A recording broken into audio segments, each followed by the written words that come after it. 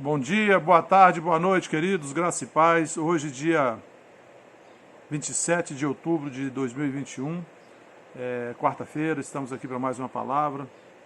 Quero compartilhar com os irmãos e quero agradecer a você que já se inscreveu no canal. Se você ainda não se inscreveu, se inscreva, já atingimos a marca de 490, queremos chegar à marca de 500 e você pode nos ajudar muito nisso, amém? Também, se você tem alegria e liberdade no seu coração e quer contribuir para a divulgação da Palavra de Deus por intermédio da Vida Plena Ministério Internacional, você pode enviar a sua contribuição, os dados da conta e a chave do Pix estão aqui na descrição do vídeo, será de grande valia para nós. Também não se esqueça de ao final, ou agora, se quiser, já para se lembrar, dar o seu like, comente, compartilhe essa mensagem com seus queridos, amém? Dito isso, vamos à palavra de hoje.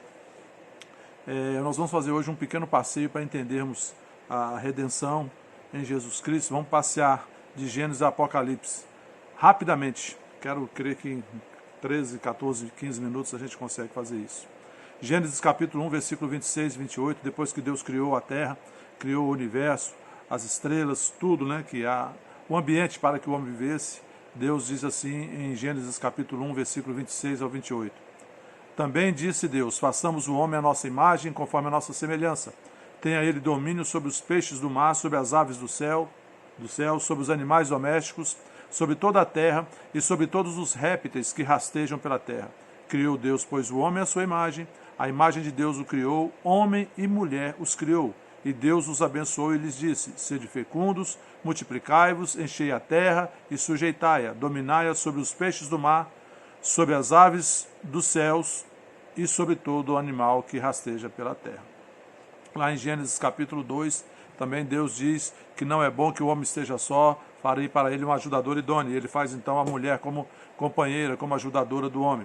E no começo do capítulo 3, narra o momento em que, e também Deus lá no capítulo 2, ele dá uma instrução ao homem, que ele poderia comer do fruto de todas as árvores que estavam ali no jardim, mas da árvore do conhecimento do bem e do mal ele não poderia comer, porque no dia que ele comesse ele morreria. E aí a gente vê no começo de Gênesis 3, a serpente que tipifica Satanás enganando a mulher, e a mulher então come do fruto do conhecimento do bem e do mal, enganada pela serpente, dá ao homem, o homem também come, e os dois então abrem-se, no momento em que eles comem aquele fruto, abrem-se-lhe os olhos e eles veem que estavam nus. Deus disse que eles iriam morrer, mas no momento em que eles comem, o que acontece é que abrem-se-lhe os olhos. Muitas pessoas leem essa passagem e não entendem. O que aconteceu ali, na verdade, foi a morte espiritual, a separação de Deus. Porque até ali o homem tinha comunhão com Deus, todos os dias, na viração do dia, Deus vinha ter com Adão, e eles conversavam e Deus instruía o homem, mas a partir daquele momento em que o homem se tornou um ser natural, não mais andando no espírito, mas andando segundo a carne, porque os seus sentidos foram abertos, e aí ele passou a viver dependendo somente dele, e Satanás então passou a dominar a terra. Gênesis então, em Gênesis 3, no 14 e o 15, Deus, depois desse acontecimento, diz assim, então o Senhor Deus disse à serpente, por causa do que você fez, você é maldita entre todos os animais domésticos e entre todos os animais selvagens. Você rastejará sobre o seu ventre e comerá pó todos os dias da sua vida. Porém, inimizade entre você e a mulher, entre a sua descendência e a descendência dela. Este lhe ferirá a cabeça e você lhe ferirá o calcanhar. Aqui Deus já estava falando de Jesus, que o descendente da mulher calcaria a cabeça da serpente. A serpente feriria, morderia o seu calcanhar, mas ele calcaria a cabeça. Calcar a cabeça significa, no antigo, ali no Oriente, nas línguas do Oriente naquela época, é tomar o domínio, dominar o outro, tomar o domínio, o governo da mão dos outros. Morder o calcanhar é trazer de alguma forma algum ferimento.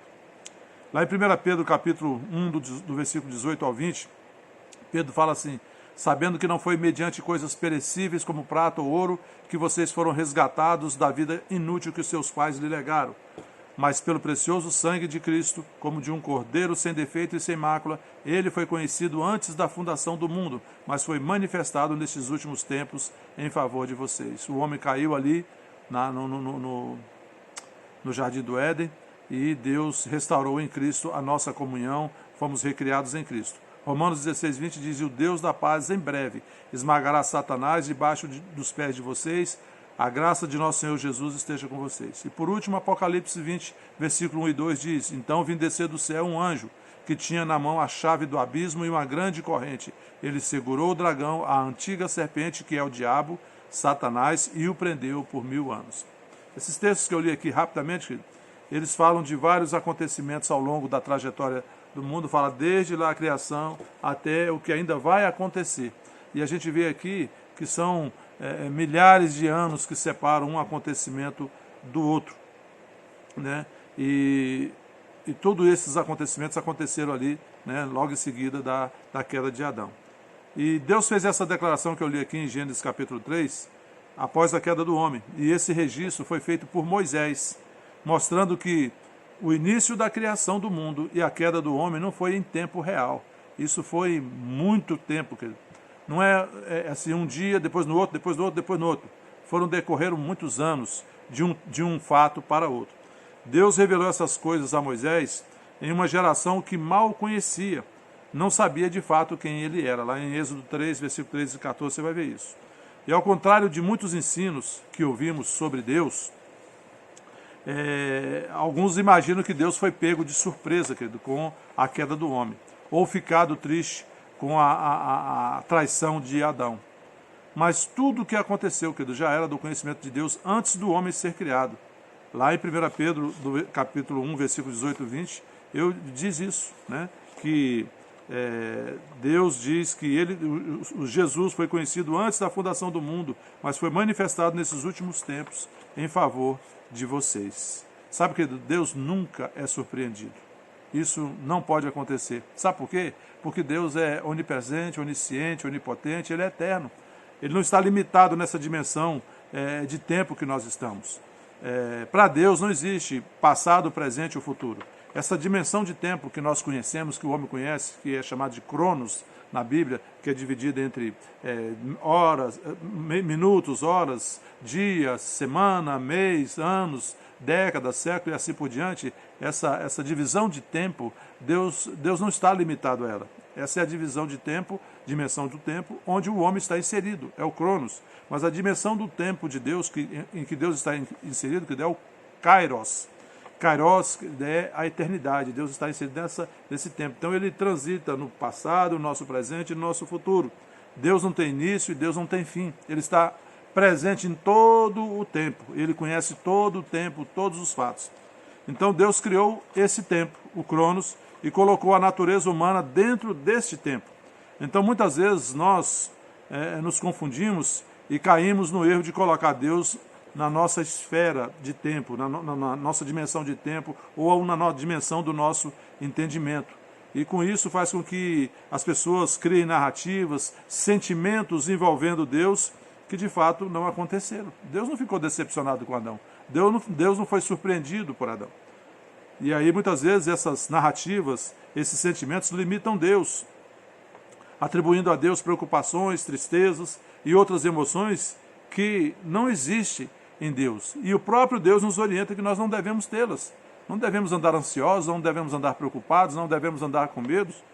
Pelo contrário, Deus nos ensina a crer, a confiar que Ele é o Senhor do universo, Ele é a majestade do universo, Ele é soberano no universo, na minha vida, na sua vida, em todo o universo. E era exatamente essa visão que os homens do Velho Testamento tinham sobre Deus. O entendimento que eles tinham de Deus, o conhecimento de Deus que eles tinham era muito, muito limitado, muito fraco, o conhecimento humano. Por quê? Porque eles estavam separados de Deus, eles eram mortos espiritualmente por causa do pecado, pela herança, né, do pecado, pela natureza pecaminosa que herdaram de Adão. Eles eram obscurecidos no seu entendimento, e por mais que houvessem bons homens usados por Deus ali, os profetas, né, ali no Antigo Testamento, por mais que existissem esses homens, né, que se comunicavam com Deus e que recebiam as profecias de Deus, elas eram imprecisas por causa da escravidão, da separação que o pecado trouxe a eles, do obscurecimento do entendimento que eles tinham, que eles não tinham um entendimento claro de quem era Deus. Por exemplo, quando você lê o Antigo Testamento, você não vê o diabo matando, roubando e destruindo. E nós sabemos, né? Jesus veio e revelou, né, para nós que o diabo é que faz isso. Ele veio para matar, roubar e destruir. Então, na antiga aliança, no Antigo Testamento, o povo atribuía a Deus tudo. Tudo que acontecia de mal ou de bom, eles atribuíam a Deus. Eles acreditavam que era Deus que estava fazendo. Quando acontecia de bom, era porque Deus estava abençoando. Quando acontecia algo de ruim para eles, era porque Deus estava reprovando o comportamento deles e por isso Deus os estava castigando, né? E hoje, querido, quando Deus fala conosco, Deus fala dentro da esfera do tempo, porque é onde nós vivemos e é o que nós conhecemos. Então Deus nos fala dentro do nosso entendimento. Ele fala sobre dias, semanas, meses, anos, tempos e datas. No entanto, ele não está limitado neste tempo. Deus não está limitado, querido, ao nosso raciocínio. Deus não está limitado à nossa capacidade de entendimento.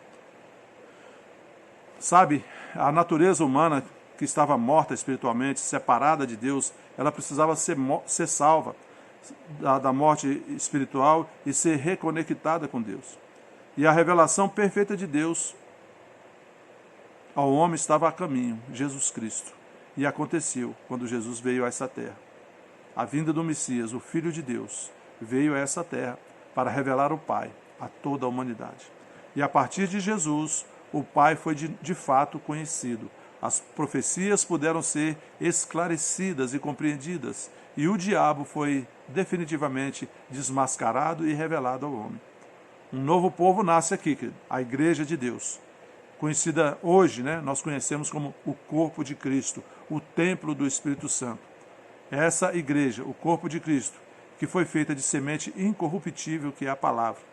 Portanto, querido, é irrepreensível, capaz de entender e receber de forma precisa as revelações divinas, pelo poder do Espírito Santo e pela luz da palavra.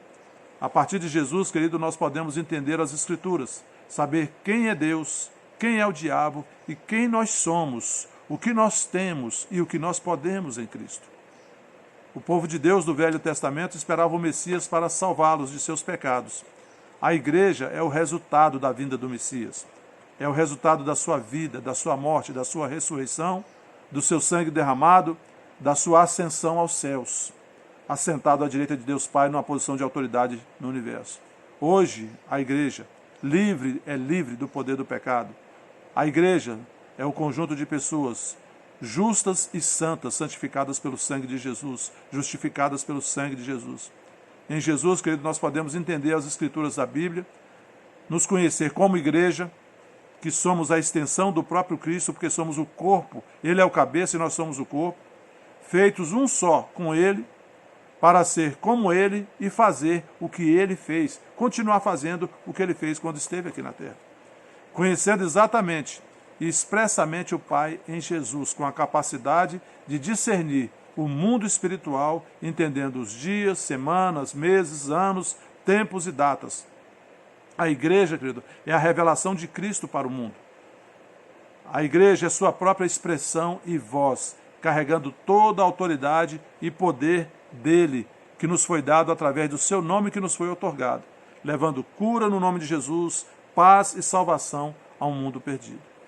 A igreja, querido, para ser igreja, teve que ter a sua dívida paga. Fomos resgatados, fomos remidos.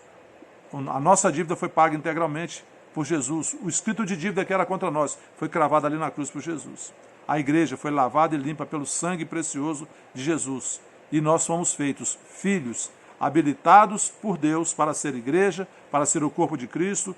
E no corpo de Cristo não há pecadores, só justos e santos.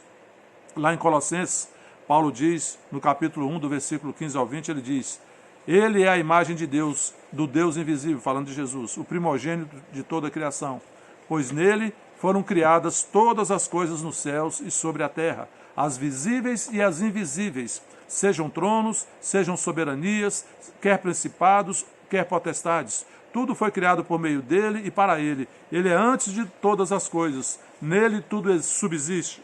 Ele é a cabeça do corpo, que é a igreja. Ele é o princípio, o primogênito dentre os mortos, para ter a primazia em todas as coisas, porque Deus achou por bem que nele residisse toda a plenitude, e que, havendo feito a paz pelo sangue da sua cruz, por meio dele, reconciliasse consigo mesmo todas as coisas, quer sobre a terra, quer nos céus. Coisa linda aqui.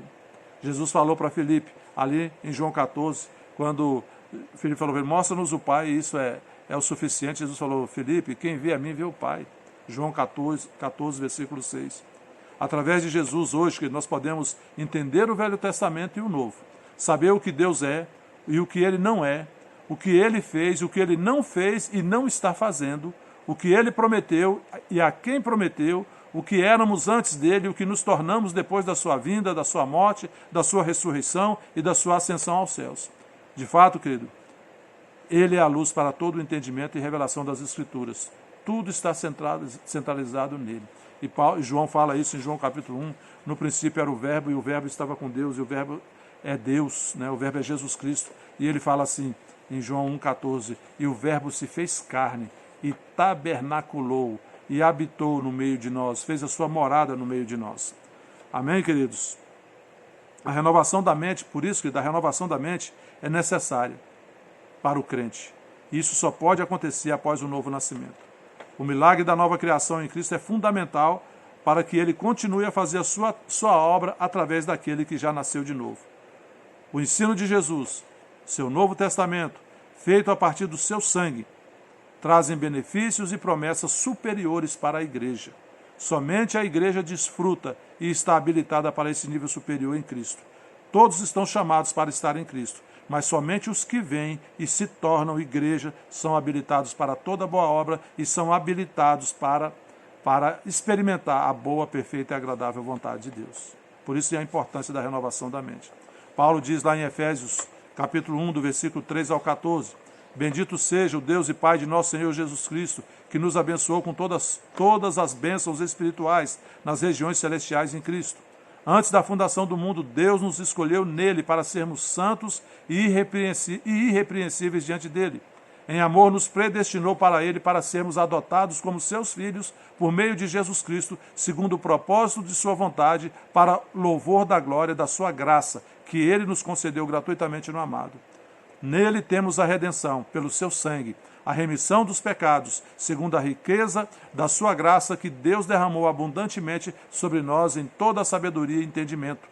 Ele nos revelou o mistério da sua vontade, segundo o seu propósito que ele apresentou em Cristo, de fazer convergir nele, na dispensação da plenitude dos tempos, todas as coisas, tanto as do céu como as da terra. Em Cristo fomos também feitos herança, predestinados segundo o propósito daquele que faz todas as coisas conforme o conselho da sua vontade, a fim de sermos para o louvor da sua glória, nós os que de antemão esperamos em Cristo. Nele também vocês, depois que ouviram a palavra da verdade, o evangelho da salvação, tendo nele também crido, receberam o selo do Espírito Santo da promessa.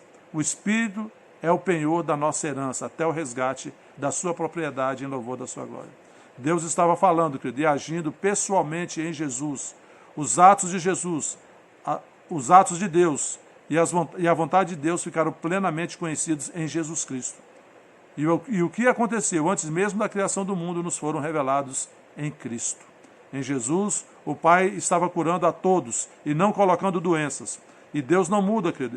Nele não há nem sombra, Deus não muda e nele não há nem sombra de variação. Ele é o que é, que sempre foi e sempre será. Deus é eterno, é imutável. E só sabemos disso porque vimos Jesus nos mostrando o Pai aqui, vivendo o Pai aqui na terra. Que maravilha, querido, poder conhecer as Escrituras através de Jesus. A revelação do Evangelho é que Jesus nos fez conhecer o Pai nele e faz com que nós mesmos nos conheçamos nele, em Cristo. Ele, de fato, nos uniu ao Pai. Em Efésios 3, do versículo 14 ao 21, Paulo diz, por essa razão eu me ponho de joelhos diante do Pai, de quem toda a família nos céus e na terra recebe o nome. Peço a Deus que, segundo a riqueza da sua glória, conceda a vocês que sejam fortalecidos com poder, mediante o seu Espírito, no íntimo de cada um, e assim, pela fé, que Cristo habite no coração de vocês, estando vocês enraizados e alicerçados em amor, isto para que, com todos os santos, vocês possam compreender qual é a largura, o comprimento, a altura e a profundidade, e conhecer o amor de Cristo que excede todo entendimento, para que vocês fiquem cheios de toda a plenitude de Deus. Ora, aquele que é poderoso para fazer infinitamente mais do que tudo o que pedimos ou pensamos, conforme o seu poder que opera em nós, a ele seja a glória na igreja e em Cristo Jesus, por todas as gerações, para sempre. Amém. Lá em Tiago diz, Tiago 1, 16 ao 18, não se engane, meus amados irmãos, toda boa dádiva, todo dom perfeito vem do lado alto, descendo do Pai das luzes, em quem não pode existir mudança nem sombra de variação. Pois, segundo o seu querer, ele nos gerou pela palavra da verdade, para que fôssemos como que primícias das suas criaturas. A palavra Novo Testamento, que significa novo pacto, nova aliança, feita, selada com o sangue de Jesus para a remissão e perdão dos pecados. Quando lemos o Novo Testamento, é importante saber diferenciar entre os evangelhos e as cartas. Os evangelhos de Mateus, de Marcos, de Lucas e João, de forma geral, falam do Messias, da sua obra redentora, apresentando Jesus como o rei, o servo, o homem e Deus. Os evangelhos mostram a vida de Deus, do Deus que se fez carne, esvaziando-se de sua divindade para assumir o lugar do homem, cumprindo toda a lei como um homem justo nas condições exigidas por ela, para depois apresentar-se em nosso lugar como culpado, sofrendo em si a sentença da lei pela nossa culpa, assumindo o nosso pecado em sua morte e nos dando sua justiça e sua vida em sua ressurreição. Em 2 Coríntios 5, 21, Paulo diz, aquele que não conheceu o pecado, ele o fez pecado por nós, para que nele fôssemos feitos a justiça de Deus. E Romanos, a partir do capítulo 8, a partir do versículo 1, diz que já não há condenação para aqueles que estão em Cristo. Amém, querido?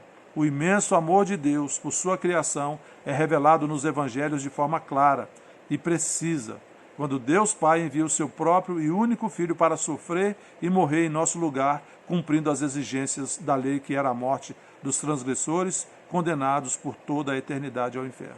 João 3, dos 16 ao 18, Jesus diz, porque Deus amou ao mundo de tal maneira, que deu o seu Filho unigênito, para que todo o que nele crê não pereça, mas tenha a vida eterna.